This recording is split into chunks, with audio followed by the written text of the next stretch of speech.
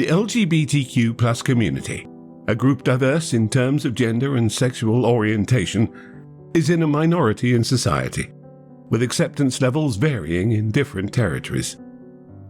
In Myanmar, a land often referred to as the Hermit Kingdom, the LGBTQ+ community faces stigma, leading many to live in secrecy and conceal their identities. Ideas in opposition come from the general society and archaic laws dating back to the colonial era, which still hold sway today. Starting with the significant student-led protests involving monks and civilians in 1988, continuing through the establishment of the civilian government in 2011, and the beginning of gay pride events in 2012. Many aspects of Myanmar have seen some limited change. That's why it's make big burden for the LGBT people here. In front of us is a man in a light green polo shirt, paired with a traditional Myanmar sarong-like tube of fabric, known as a longyi. Despite his gentle smile, his glasses can't conceal the sadness in his eyes. He was formerly a young and intelligent student at Myanmar's top-ranked university, one of the leading figures in the fight against the military dictatorship of Ne Win. In 1988, after facing suppression, Aung Myo Min took up arms and joined Myanmar's resistance fighters, which had fled to live along the border. Then, he fell in love with a young soldier in the group, but same-sex love was forbidden and detested, even within groups that fought for democracy. He died not because of accident. He died because, he was found having an affair with me, and he was sent to the front line as a punishment. So I feel like I have to do, for him personally, because out of love. And also, how about other people who are discriminated, who never get a chance to tell what their life or love would be to other people? They advocated for freedom, yet were filled with prejudice and unable to accept freedoms for those different from themselves. Aung Myo Min's lover faced severe consequences when their same-sex relationship was discovered. He was punished by being sent to the front line. He died there. But then, that made me stronger on the positive side. I never give up. I know I have to try harder than other people, especially the LGBT people who always put, always 3 steps behind.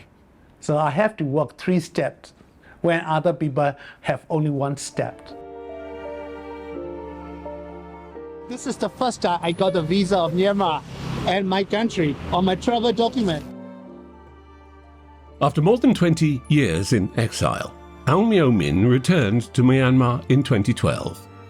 This was following the significant electoral victory of the National League for Democracy, or NLD, led by Aung San Suu Kyi.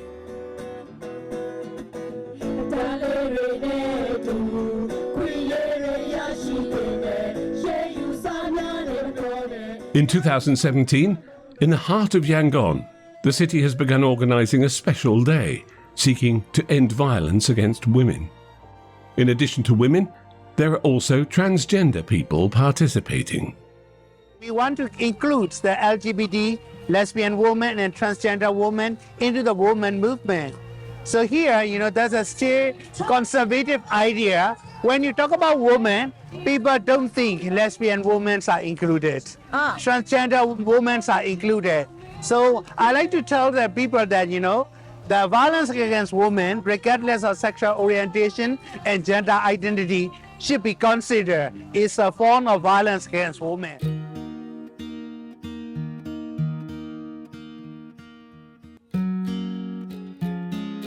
In Burmese society, women and minority groups, including sexual minorities, face marginalization and oppression. This is due to a deeply ingrained belief in male superiority. In Myanmar, being born male but desiring to be female is considered a diminution of one's worth and status, similar to that of women. Aung Myo Min receives a warm and cheerful greeting. He's an activist advocating for the rights of the diverse sexual orientation community. He's recognized both domestically and internationally. His life story has been told in a documentary titled This Kind of Love by a female American director. I will be the part of the solution if we have the equal rights and equal responsibility and equal respect. This is my message to everyone.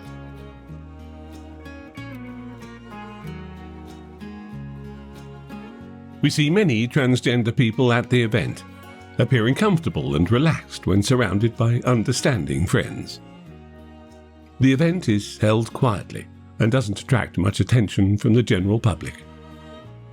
Given that the atmosphere of repression and suppression has persisted for many decades in Myanmar, the opportunity to organize such a gathering is particularly noteworthy. In a land where the connection with the outside world is not extensive, the everyday lifestyle of the people changes slowly. A temple fair remains a source of joy and entertainment for the locals. Even at these events, festooned in brightly coloured lights, not everything relies on electricity. The Ferris wheel and carousel stand out as the highlights of every temple fair. Operated solely by human effort, these rides are unique and traditional Burmese attractions. We stand and watch in awe. It spins smoothly, lifting people up high and bringing them back down, almost indistinguishable from the same rides powered by electricity. What's even more remarkable is the absence of a noisy generator. Among the vibrant colours and unique Burmese-style entertainment, our attention is captivated by one woman.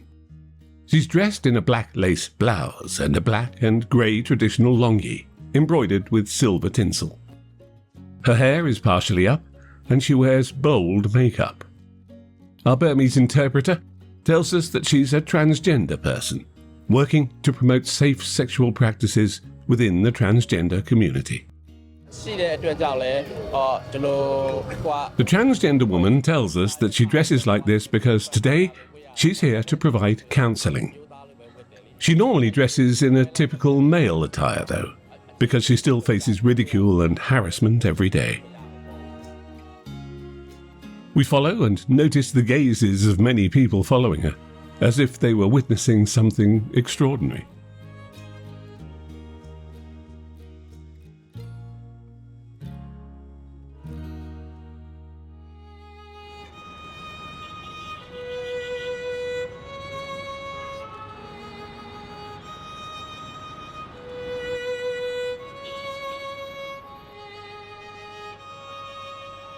The next morning, we have an appointment with the person in the black outfit at home in a small community in a Yangon suburb. We notice the faint red tint on the lips and the glasses. Surprisingly, this avuncular figure is the same person as the woman in the black outfit we encountered at the temple fair last night. It looks beautiful. U Thaw, a transgender hairstylist in Myanmar, tells us that she feels more comfortable and freer than when wearing the outfit she wore yesterday.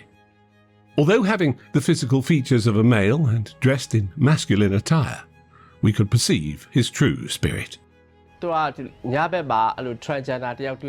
U Thaw explains that the police perceive transgender people as swindlers, believing that they dress as women to deceive men for financial gain, or are constantly craving sex, and they assume they will break the law at any moment. This is the reason why U Thaw prefers not to dress as a woman, especially in places where no one knows her. In Burmese society, if someone discloses their transgender identity, they can often no longer remain within their family. The issues that arise include both the distress and violence faced by transgenders from their families. Families, in turn, may experience shame, humiliation, and disrespect. Often the only option is to leave the family and form a community with others of their kind. U Thaw tells us that her family couldn't accept it when she opened up as being transgender. The family stopped talking to her and asserted that there had never been anything like this in their family before. Her family, neighbours and community rejected her. She is, however, not alone in facing such prejudice. There are many others in the LGBTQ+ community who have to deal with similar challenges. Despite the difficulties, she uses them as an inspiration to move forward. The family refuses to accept, society is full of hatred, and job opportunities for them are limited, as very few workplaces are willing to hire transgender individuals. The professions that seem to be more inclusive are hairstylists and makeup artists. In this hair salon, there is no gender segregation. It's open to people of all genders, welcoming both males and females and other genders. A customer arrives. The salon owner skillfully washes and styles his hair. After the customer leaves the salon, we are the next in the chair. So what you gonna do with my hair? ပိုပြီးခုံးလေးဖြစ်သွားအောင်လုပ်ပေးမယ်လေ It's more rounded in the shape of mushroom. Like a mushroom. Oh, mushroom hair. Relationships within this transgender community are based on friendship and a sense of family, resembling sibling or parental relationships. Apart from supporting each other as good friends, they also share knowledge among themselves. ပြီးတော့ဒီဟိုစားလေအမျိုးသမီး U Thaw believes that while cisgender women may know how to make themselves look beautiful, transgender women understand how to enhance the beauty of others. The transgender community is often looked down upon, so many of them end up working in this business. They take care of each other, sharing knowledge and passing on skills. This has contributed to their reputation and recognition within this industry. In this community, there are 6 hair salons, all run by transgender people. This includes not only regular salons, but also luxury establishments with some quite high prices. The hair and beauty industry in Myanmar is largely driven by the transgender community, to the extent that it has become economically monopolized by this particular group. In addition to facing pressure from family and society, another difficulty for the LGBTQ+ community in Myanmar is that same-sex relationships are illegal.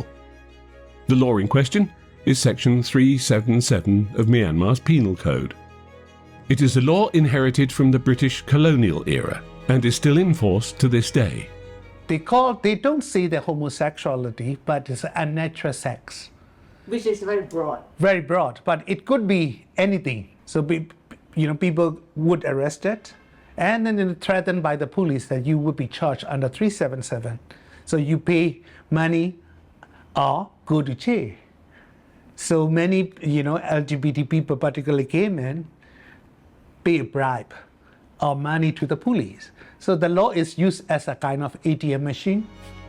Even though this law exists, it is not strictly enforced. The existence of this law has, however, become a way of allowing some law enforcement officers to harass, threaten, and discriminate against people in the LGBTQ+ community. So police can use that and also abuse the law to arrest anyone. So anyone found in somewhere, in some time, police could be arrested and charged under the 377. ဒီမှာဆိုရင်မနှစ်ကဆိုရင်အမှုတွေဆိုရင်အဲ့လို U Thaw says that she has experienced the police extorting money from her. When the police in Myanmar first started using tasers, they tested them on the transgender group. When the police saw transgender individuals walking past, they tested their weapons by shooting at them. At times, while in custody, some transgender individuals who had breast implants were tasered on their chest, left naked in the cell, and subjected to other humiliations.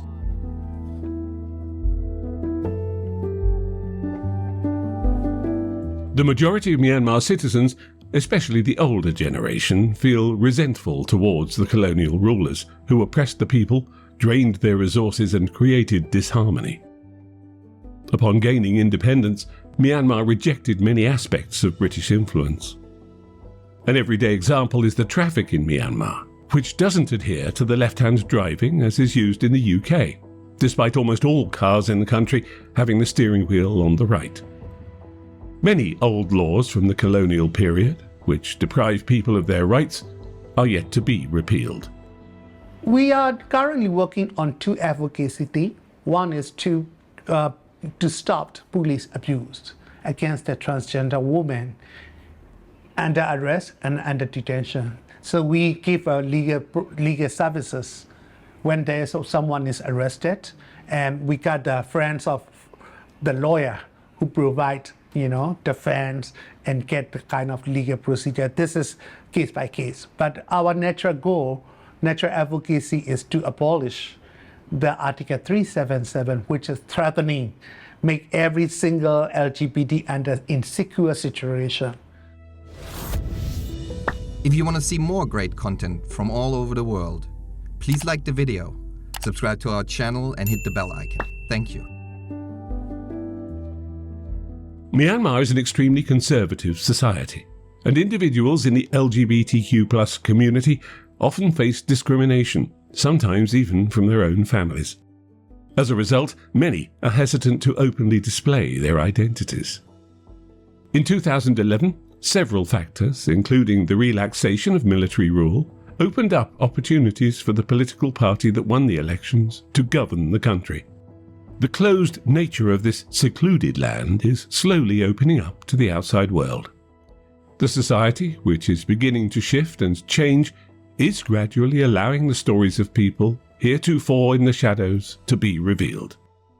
The situation of individuals in the LGBTQ+ community is becoming more recognized and discussed. In 2014, news of the first gay couple getting married in Myanmar hit the headlines.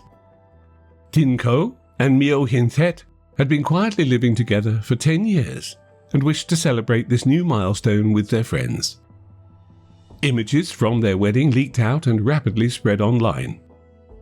The pictures of the two young men, dressed in traditional attire, sharing a sweet moment, faced severe attack.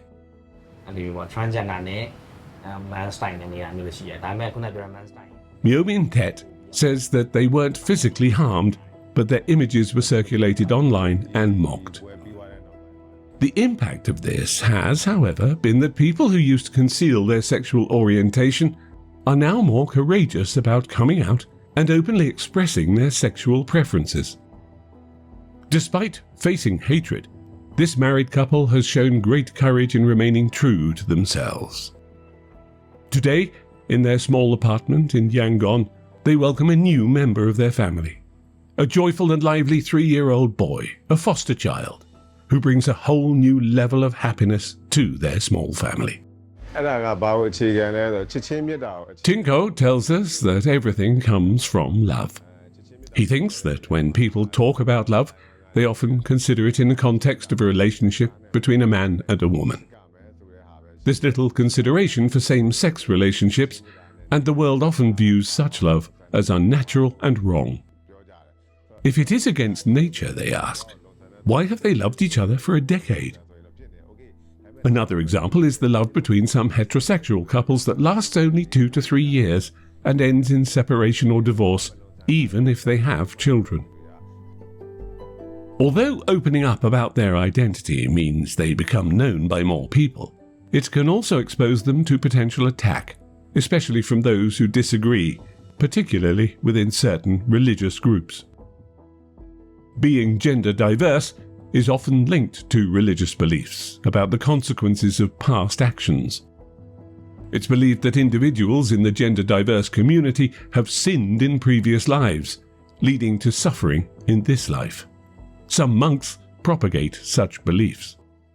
Actually, religious teaching never say against homosexuality, but an interpretation of some religious people against homosexual people is very, very negative.